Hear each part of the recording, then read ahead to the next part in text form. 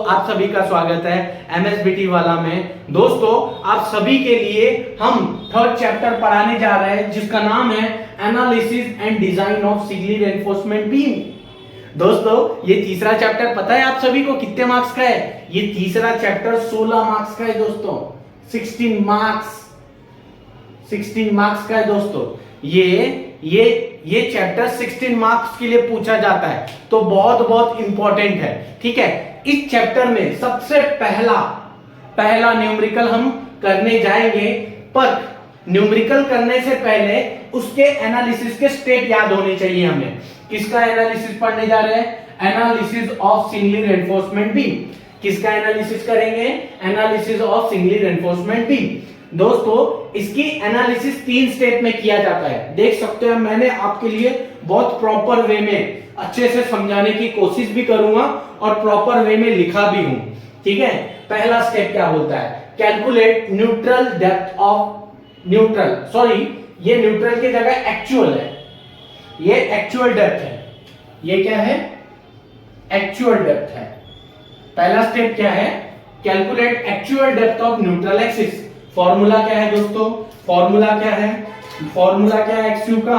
0.87 FyAST divide by 0.36 FCK into B. ये बहुत important है। ये फॉर्मूला फिर से रीड करो आप सभी भी। 0.87 FyAST 0.36 FCK इंटू बी, ये एक्सयू का फॉर्मूला है। ये क्या है? एक्सयू का फॉर्मूला है। Fy मतलब क्या होता है दोस्तों? Fy मतलब होता है ग्रेड ऑफ स्टील। Fy मतलब क्या होता है दोस्तों? Grade of steel. AST मतलब क्या होता है? AST मतलब होता है एरिया ऑफ स्टील। AST मतलब क्या होता है? Area of steel. FCK का मतलब क्या है दोस्तों? FCK का मतलब होता है ग्रेड ऑफ कंक्रीट। FCK का मतलब क्या होता है? Grade of concrete. B का मतलब क्या होता है? Width of beam. B का मतलब क्या होता है? Width of beam. B का मतलब क्या होता है? Width of beam. ठीक है दोस्तों, पहला स्टेप का फॉर्मूला याद करना है और उसके मतलब याद करना है। ये जो इसके मतलब है ना दोस्तों, ये जो है एक न्यूमेरिकल करेंगे ना तो हमारा पूरा डाउट क्लियर हो जाएगा। एक न्यूमेरिकल करेंगे ना दोस्तों, हमारा पूरा डाउट क्लियर हो जाएगा कि इससे Fy को कैसे निकाला जाता है क्वेश्चन की हेल्प से, FCQ को कैसे निकाला जाता है, AST को कैसे निकाला जाता है। ये पूरा डाउट क्लियर हो जाएगा। हमारा एक न्यूमेरिकल देखने की जरूरत पड़ेगी आपको। ठीक है, चलिए स्टेप 2 में क्या करेंगे? Calculate limiting depth of neutral axis. Calculate limiting depth of neutral axis. 3 फॉर्मूले बता रहे हैं आप सभी को। 3 फॉर्मूले बता रहे हैं। क्या बता रहे हैं? एक्सयू लिमिटिंग का फॉर्मूला क्या है? 0.53D और एक फॉर्मूला है एक्सयू लिमिटिंग का 0.48D। एक और फॉर्मूला है एक्सयू लिमिटिंग का 0.46D। इन तीनों फॉर्मूले से कोई भी एक फॉर्मूला यूज होगा। इन तीनों फॉर्मूले में से कोई भी एक फॉर्मूला यूज होगा। कौन सा फॉर्मूला यूज होगा? एक फॉर्मूला। हमें कैसे पता चलेगा? अगर आपके क्वेश्चन में Fe 250 होगा तो हमें फर्स्ट वाला फॉर्मूला यूज करना पड़ेगा। अगर आपके क्वेश्चन में Fe 415 हो तो सेकंड वाला फॉर्मूला यूज करना पड़ेगा। अगर आपके क्वेश्चन में Fe 500 हो तो आपको थर्ड वाला फॉर्मूला यूज करना पड़ेगा। कंडीशन ये है, और ये इसमें से कोई भी एक आपके क्वेश्चन में गिवन होगा।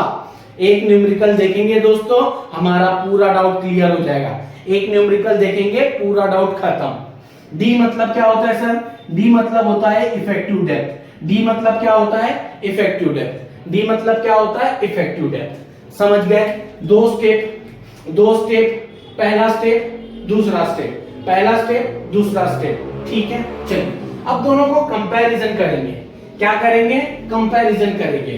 अगर फॉर एग्जांपल एक्सयू छोटा है ना, अगर एक्सयू छोटा आया तो हम उसे अंडर रेनफोर्स बीम बोलेंगे। क्या बोलेंगे उसे? हम अंडर रेनफोर्स बीम बोलेंगे। अगर एक्सयू छोटा आया तो उसे अंडर रेनफोर्समेंट बीम बोलेंगे। अगर XU बड़ा आया, अगर XU बड़ा आ गया तो उसको बोलेंगे ओवर रेनफोर्स बीम। ये बहुत बहुत इंपॉर्टेंट है, बच्चे लोग इसी में कंफ्यूज होते हैं, बच्चे लोग इसी में कंफ्यूज होते हैं। ध्यान से सुनना, XU छोटा हो तो अंडर रेनफोर्समेंट, XU बड़ा हो तो ओवर रेनफोर्समेंट। कैसे पता चलता है छोटा बड़ा सर? देखो, जहां पे छोटी वैल्यू रहेगी ना वहां पे 1 पॉइंट दे दो, जहां छोटी वैल्यू रहेगी ना वहां 1 पॉइंट देंगे, जहां बड़ी वैल्यू रहेगी ना वहां पे अपन 2 पॉइंट देंगे। समझ जाएंगे, इससे क्या होगा, समझ जाएंगे। जहां छोटी वैल्यू होगी वहां 1 पॉइंट, जहां बड़ी वैल्यू होगी वहां पे 2 पॉइंट। यहां तक के समझ आ रहा है, यहां तक के समझ में आ रहा है। पहले स्टेप में हमने एक्चुअल डेप्थ को समझ लिए, दूसरे स्टेप में लिमिटिंग डेप्थ को समझ लिए, तीसरे स्टेप में दोनों का कंपैरिजन कर लिए। चलिए तीसरा स्टेप क्या बोलता है, calculate movement of resistance on beam. Calculate movement of resistance of beam. दो फॉर्मूले दिख रहे हैं आपको एमयू निकालने के, दो फॉर्मूले दिख रहे हैं, बट आपको दोनों से कंपैरिजन करके बताना है। ठीक है, अगर अंडर रेनफोर्स बीम रहा तो फर्स्ट वाला फॉर्मूला यूज होगा। ये हमने शॉर्ट में लिखे हैं अंडर रेनफोर्समेंट बीम, ये हम शॉर्ट में लिखे हैं अंडर रेनफोर्समेंट बीम, और ये ओवर रेनफोर्समेंट बीम है। ये अंडर रेनफोर्समेंट बीम, ये ओवर रेनफोर्समेंट बीम। अगर अंडर रेनफोर्समेंट हो तो फर्स्ट वाला फॉर्मूला यूज करेंगे, ओवर रेनफोर्समेंट हो तो हम सेकंड वाला फॉर्मूला यूज करेंगे। अंडर रेनफोर्समेंट होगा तो एमयू का फॉर्मूला क्या हो जाएगा, 0.87 FY/AST into D minus 0.42 XU। XU मतलब actual depth of neutral axis, XU मतलब actual depth of neutral axis. Second वाला फॉर्मूला क्या बोलता है, 0.36 FCK B into XU limiting मतलब limiting depth of neutral axis, limiting depth of neutral axis. इस तीन step को यूज करके हमारा न्यूमेरिकल सॉल्व हो जाएगा।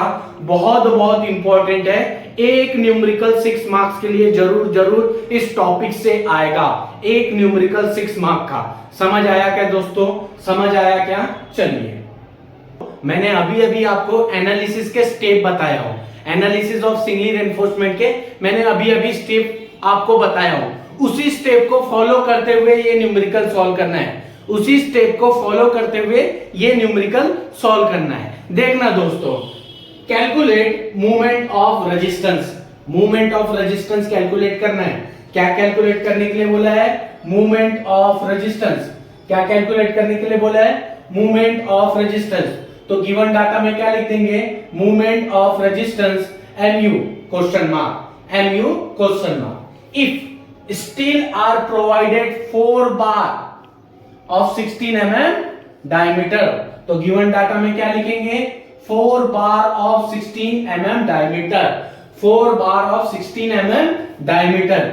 इसी की हेल्प से एरिया ऑफ स्टील निकालना है, इसी की हेल्प से एरिया ऑफ स्टील निकालना है। क्या निकालना है, एरिया ऑफ स्टील। कैसे निकालते हैं, ध्यान देखना है इसको, कैसे निकालते हैं, number of bar into area of 1 bar, number of bar into area of बार। देखो नंबर ऑफ बार कितने हैं, अरे नंबर ऑफ बार कितने हैं, 4, तो 4 लिख दिए। ठीक है, एरिया का फॉर्मूला क्या होता है, अरे एरिया का फॉर्मूला क्या होता है, π/4 d का स्क्वायर।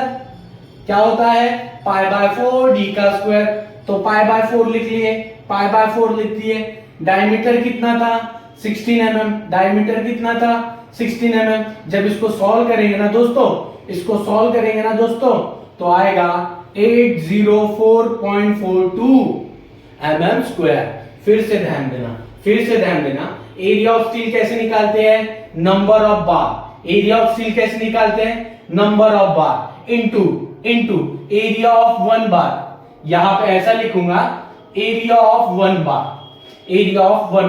एरिया का फॉर्मूला क्या होता है, π/4 d का स्क्वायर, π/4 d का स्क्वायर। नंबर ऑफ बार कितने हैं, 4, नंबर ऑफ बार कितने हैं, 4, π/4। डायमीटर कितना है, 16 mm, डायमीटर कितना है, 16 mm। जब इसको सॉल्व करेंगे तो आंसर कितना आएगा, 804.42 mm स्क्वायर। ठीक है, चलिए उसके बाद बोला गया है 300 mm एंड 600 mm इफेक्टिव। ठीक है, इसमें से आपको पता होना चाहिए, इसमें आपको पता होना चाहिए जो फर्स्ट वाली वैल्यू होती है ना, ये हमेशा विड्थ होती है। जो फर्स्ट वैल्यू होती है वो हमेशा क्या होती है? विड्थ। दूसरी वाली होती है डेप्थ। ये आपको हमेशा याद रखना है, जो फर्स्ट वाली वैल्यू होती है वो विड्थ होगी। क्या होगी? विड्थ।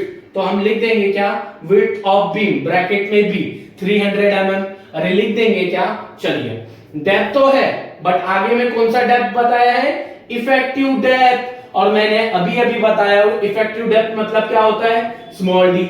इफेक्टिव डेप्थ को किससे डिनोट करेंगे? Small D. तो मैं लिख सकता हूं effective depth 600 mm। Effective depth 600 mm। समझ आ रहा है? समझ आ रहा है? फर्स्ट वाला वैल्यू क्या होता है? हमेशा विड्थ होता है। सेकंड वाला वैल्यू हमेशा क्या होता है? डेप्थ होता है। सेकंड वाला वैल्यू हमेशा डेप्थ होता है। उसके अकॉर्डिंग हमने गिवन डाटा लिख लिए। ठीक है, M20। अरे M20 है तो FCK की वैल्यू क्या हो जाएगी? 20 न्यूटन पर mm स्क्वायर। सर मुझे कैसे पता चला 20 आंसर आया? ध्यान देना, बेस पे 20 है। अरे बेस पे 20 है, अरे बेस पे 20 है, इसीलिए इसका 20 आंसर आया। FCK की वैल्यू कितनी आई? 20 आई। अगर फॉर एग्जांपल N15 होता तो FCK की वैल्यू 15 न्यूटन पर mm स्क्वायर आता। अगर M20 होता तो FCK का वैल्यू 20 न्यूटन पर mm स्क्वायर आता। ठीक है, अगर M25 होता तो FCK का वैल्यू कितना आता? 25 न्यूटन पर mm स्क्वायर। बट हमारे क्वेश्चन में कितना है दोस्तों? हमारे क्वेश्चन में कितना है? 20 है, इसीलिए FCK 20 आया। अगर 25 होता तो FCK 25 आता। 15 होता तो FCK 15 आता। 20 होता तो FCK 20 आता। समझ आ रहा है? अरे बिल्कुल समझ आ रहा है। चलिए, Fe 500 दिया है। क्या दिया गया है? Fe 500। अरे जब यहाँ पे 500 है ना बेस पे, तो Fy भी 500 होगा। बेस पे Fe बेस पे, इसके बेस पे 500 है तो Fy भी 500 होता। ठीक है, चलिए अगर Fe 250 होता तो Fy की वैल्यू भी 250 होता। ठीक है, Fe 415 होता तो Fy की वैल्यू भी 415 होता।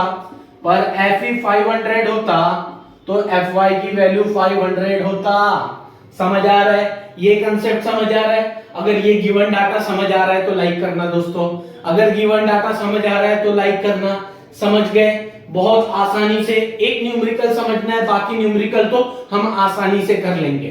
ठीक है, इसमें आपको एरिया ऑफ स्टील निकालने में दिक्कत नहीं होनी चाहिए। मैं फिर से बताता हूं, नंबर ऑफ बार कितने हैं? 4। एरिया ऑफ 1 बार, और एरिया का फॉर्मूला क्या होता है? π/4 d स्क्वायर। तो π/4 लिख लिए। डायमीटर कितना है? 16 mm का, लिख लिए 16। सॉल्व करेंगे आंसर आ जाएगा। यहां तक की कोई दिक्कत? चलिए हम स्टेप स्टार्ट करते हैं। पहला step, step 1, calculate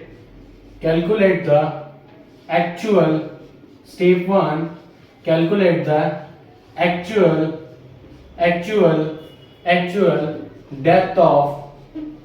depth of neutral axis. पहला स्टेप क्या है दोस्तों? Calculate actual depth of neutral axis. पहला स्टेप क्या है? Actual depth of neutral axis. मैंने अभी फॉर्मूला आपको बताया था। XU का फॉर्मूला क्या है? 0.87 Fy AST divide by 0.36 FCKB। 0.87 Fy की वैल्यू कितनी है दोस्तों? Fy की वैल्यू कितनी है? 500। Fy की वैल्यू कितनी है? 500। AST की वैल्यू कितनी है? AST की वैल्यू कितनी है? 804.24 डिवाइड बाय 0.3। FCK की वैल्यू कितनी है दोस्तों? FCK की वैल्यू 20 है। FCK की वैल्यू 20 है, B की वैल्यू कितनी है दोस्तों, B की वैल्यू कितनी है 300, B की वैल्यू कितनी है 300, B की वैल्यू कितनी है 300। जब इसको सॉल्व करेंगे ना दोस्तों 161.96 mm आएगा। कितना आएगा 161.96। तो हमारा XU का वैल्यू कितना आ जाएगा, XU का 161.96 mm। ये हमारा आंसर हो जाएगा, ये हमारा आंसर हो जाएगा actual depth of neutral axis का, हमारा आंसर हो जाएगा actual depth of neutral axis का। ठीक है, दूसरा स्टेप कैसे निकालेंगे, पहले तो हम स्टेटमेंट लिख लेते हैं, calculate the limiting depth, calculate the limiting depth of neutral axis, calculate limiting depth of neutral axis. मैंने आपको 3 फॉर्मूले बताया था। कितने फॉर्मूले बताया था, 3 फॉर्मूले। मैं वहां इस 3 फॉर्मूले को फिर से रिवाइज कर देता हूं, एक्सयू लिमिटिंग एक होता है 0.58 डी, सॉरी 0.3 है, ठीक है 0.3 डी, ठीक है। एक एक्सयू है, लिमिटिंग है 0.48 डी, और ये एक एक्सयू लिमिटिंग है 0.46 डी। अरे आपके पास 3 फॉर्मूले बताया था कि नहीं बताया था। ये तब यूज होगा जब आपके न्यूमेरिकल में Fe250 हो, ये तब यूज होगा जब आपके न्यूमेरिकल में Fe415 हो, ये तब यूज होगा जब आपके क्वेश्चन में Fe500 हो। ये 3 फॉर्मूले बताया था, इन तीनों में से कोई भी एक फॉर्मूला यूज होगा। हमारे क्वेश्चन में देखो भैया क्या दिया है, Fe500। तो फॉर्मूला कौन सा यूज होगा, एक्सयू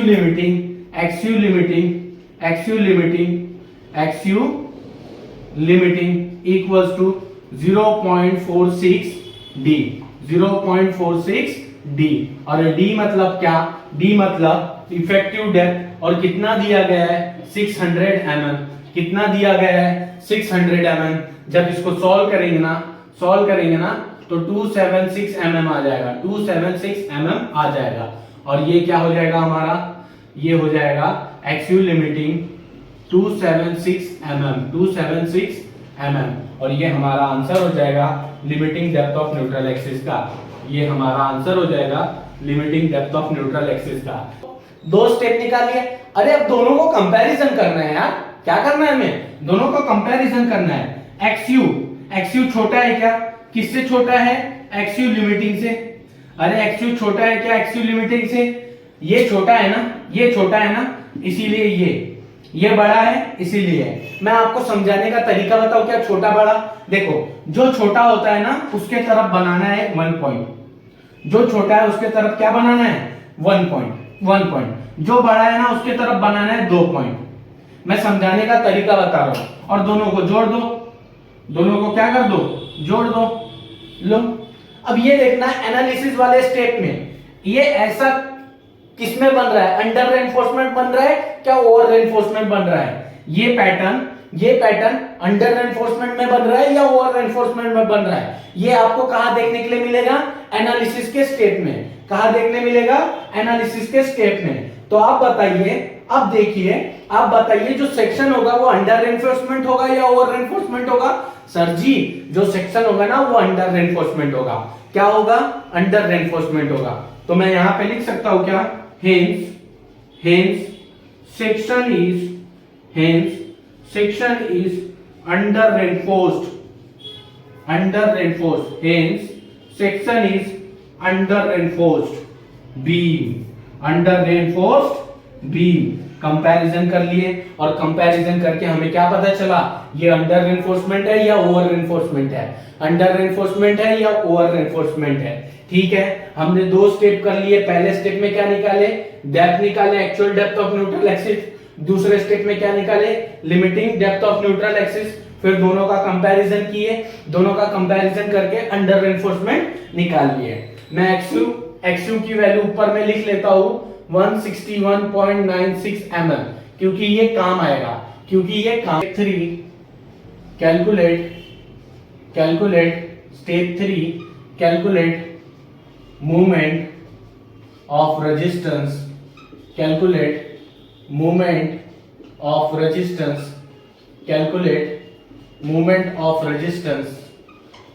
movement of resistance on beam।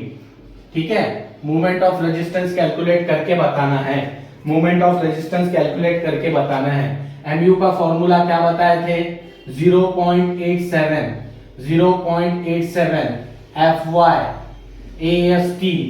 AST into D minus 0.42 XU, 0.87 FY की वैल्यू कितनी है, FY की वैल्यू 500 है क्या, अरे FY की वैल्यू 500 है क्या, एरिया ऑफ स्टील की वैल्यू है क्या, एरिया ऑफ स्टील की वैल्यू है क्या, और कितना है 804.24 इंटू डी कितना दिया गया है दोस्तों, डी 600 दिया है क्या, 600 लिख लेते हैं, माइनस 0.42 एक्सयू कितना निकाले अभी 161.96 ब्रैकेट क्लोज।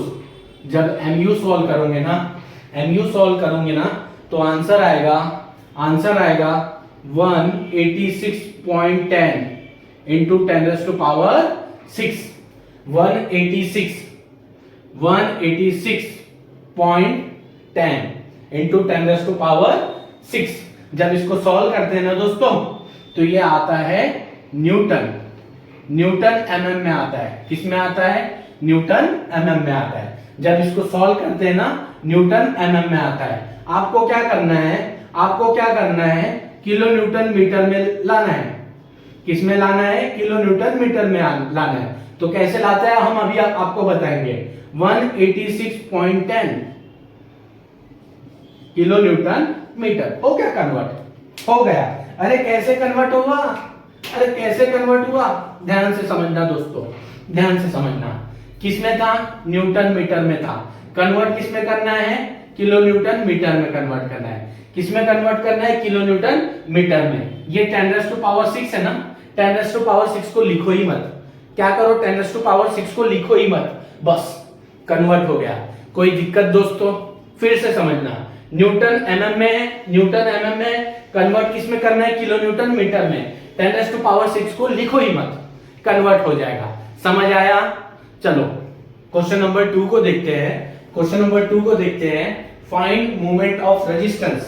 क्या बोला गया है, find movement of resistance. Movement of resistance निकाल के बताना है। क्या निकाल के बताना है दोस्तों, मूवमेंट ऑफ रेजिस्टेंस। तो हम गिवन डाटा में क्या लिख देंगे, मूवमेंट ऑफ रेजिस्टेंस mu निकालना है, इसलिए क्वेश्चन मार्क। ठीक है, उसके बाद 6 बार दिया गया है 12 mm डायमीटर के। क्या दिया गया है, 6 बार दिया गया है 12 mm डायमीटर के। इसकी हेल्प से एरिया ऑफ स्टील निकालना है। तो कैसे निकालना है आपको मैंने बताया था, number of bar into area of 1 bar, number of bar into area of 1 बार।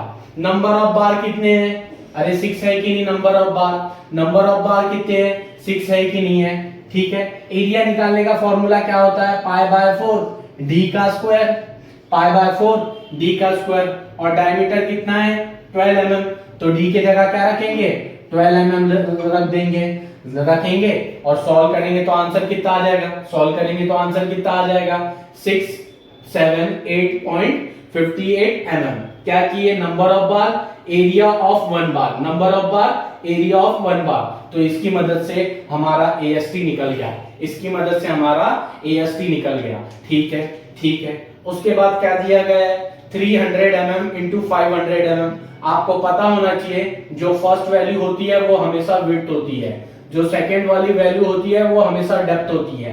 ठीक है, फर्स्ट वाली वैल्यू क्या होती है, विड्थ होती है, सेकंड वाली होती है डेप्थ। तो विड्थ लिखा, विड्थ ऑफ बीम ब्रैकेट में बी 300 mm, 300 mm। जो डेप्थ है वो कौन सा डेप्थ है दोस्तों? इफेक्टिव डेप्थ है। जो डेप्थ है वो कौन सा डेप्थ है? इफेक्टिव डेप्थ है। तो इफेक्टिव डेप्थ को हम डिनोट किससे करते हैं? स्मॉल डी से, स्मॉल डी से। और वैल्यू कितनी है? 500। वैल्यू कितनी है? 500। M20 के लिए, M20 के लिए FCK की वैल्यू कितनी हो जाएगी? 20 हो जाएगी, ठीक है। FE415 के लिए, नहीं सॉरी, FE500 के लिए, FE500 के लिए FY की वैल्यू 500 हो जाएगी। सर कैसे पता चला? मैं इस न्यूमेरिकल में भी समझाता हूं। देखो सर, बेस में 20 है ना, बेस में 20 है इसीलिए FCK की वैल्यू 20 हो गई। बेस में 20 है इसीलिए FCK की वैल्यू 20 हो गई। बेस में 500 है इसीलिए FY की वैल्यू 500 हो गई। यहां तक के समझ आया दोस्तों? यहां तक के समझ आया? अब हम स्टेप स्टार्ट करते हैं। अब हम मालूम step 1 calculate, step 1 calculate the actual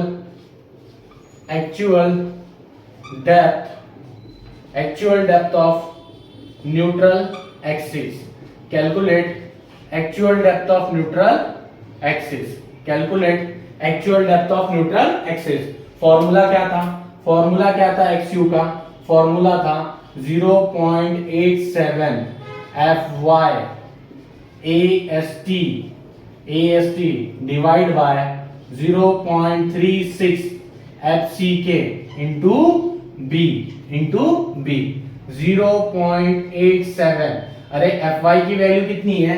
FY की वैल्यू 500 है क्या? FY की वैल्यू 500 है। AST की वैल्यू कितनी निकाले है? AST की वैल्यू निकाले है 678.58 डिवाइड बाय 0.36। FCK की वैल्यू कितनी है दोस्तों? 20। FCK की वैल्यू कितनी है? 20। B की वैल्यू कितनी है दोस्तों? B की वैल्यू 300 mm। इसको सॉल्व करेंगे तो आंसर कितना आना चाहिए? 136.65 mm, 136.65 mm। और हमारा एक्सयू का वैल्यू आया 136.65 mm। ये हमारा हो गया actual depth of neutral axis. ये हो गया हमारा actual depth of neutral axis. ये हमारा हो गया actual depth of neutral axis. ठीक है, ठीक है। स्टेप 2 क्या करेंगे? स्टेप 2 क्या करेंगे? स्टेप 2 में क्या कैलकुलेट करेंगे?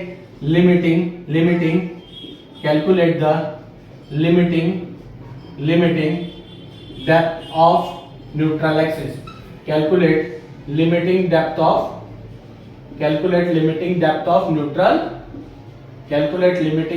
Neutral axis. आपको मैंने 3 फॉर्मूले बताया था क्या इसमें? हम फिर से रिवाइज कर लेते हैं। उस 3 फॉर्मूले को हम फिर से रिवाइज कर लेते हैं। एक है एक्सयू लिमिटिंग निकालने का, एक होता है एक्सयू लिमिटिंग निकालने का 0.53D, एक होता है एक्सयू लिमिटिंग निकालने का 0.48D, एक होता है एक्सयू लिमिटिंग निकालने का 0.46D। ये तब निकालना पड़ता जब Fe250 हो, ये तब यूज करना पड़ता जब Fe415 हो, ये तब यूज करना पड़ता जब Fe500 हो।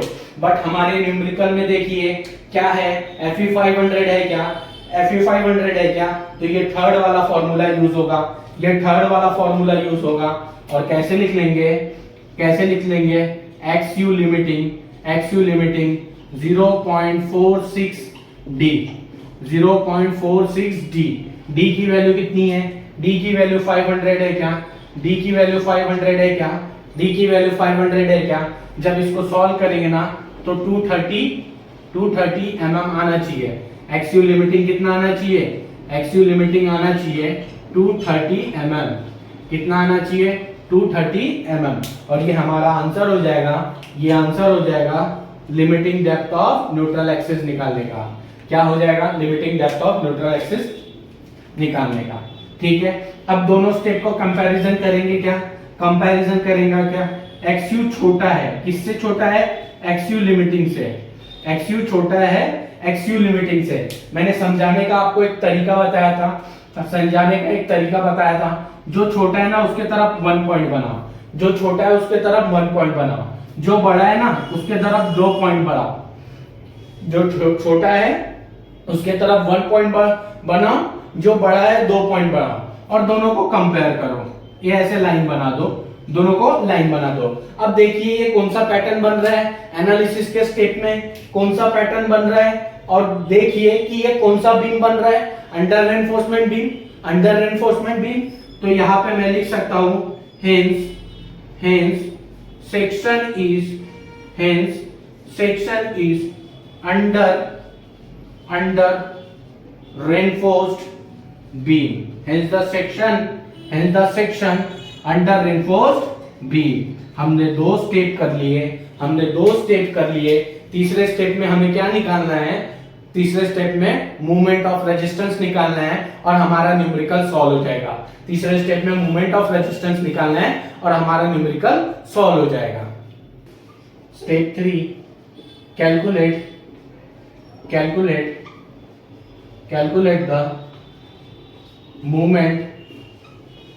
The movement of resistance on beam. Formula क्या बताया था दोस्तों आप सभी को, फॉर्मूला क्या बताया था, mu निकालने का फॉर्मूला क्या बताया था, 0.87 Fy AST into d minus 0.42 XU। ठीक है, 0.87 Fy की वैल्यू कितनी है 500, तो 500 लिख देंगे। AST कितना दिया है गिवन डाटा में, तो देखना 678.58। ठीक है, D की वैल्यू कितनी है, D की वैल्यू 500 माइनस 4.2। XU लिमिटिंग कितना निकाले थे हमने, XU लिमिटिंग निकाले थे 136.65 है क्या, 136.65। चलो ठीक है, क्लियर है। जब इसको सॉल्व करेंगे ना तो आंसर कितना आता है 130.64 इंटू 10⁻⁶ न्यूटन mm। फिर इसको फर्दर कन्वर्ट करते हैं तो आंसर आएगा 130.64 किलो न्यूटन मीटर। और ये हमारा हो जाएगा फाइनल आंसर। ठीक है, चलिए अब कन्वर्ट कैसे किए, न्यूटन mm को किस में कन्वर्ट किए, किलो न्यूटन मीटर में। कुछ नहीं किए, 10⁻⁶ को हमने लिखे ही नहीं, हमने क्या किए 10⁻⁶ को लिखे ही नहीं, तो कन्वर्ट किस में हो गया, किलो न्यूटन मीटर में। 10⁻⁶ को नहीं लिखोगे तो किस में कन्वर्ट हो जाएगा, किलो न्यूटन मीटर में। आई होप ये न्यूमेरिकल समझ आ गया होगा। अगर आपको कोई डाउट आते हैं हमारे न्यूमेरिकल में, हमारे पढ़ाने वाले न्यूमेरिकल में आपको कोई डाउट आता है तो आप हमें कमेंट करके भी पूछ सकते हो। ये हमारा व्हाट्सएप नंबर है, इस व्हाट्सएप नंबर में आप मैसेज करके भी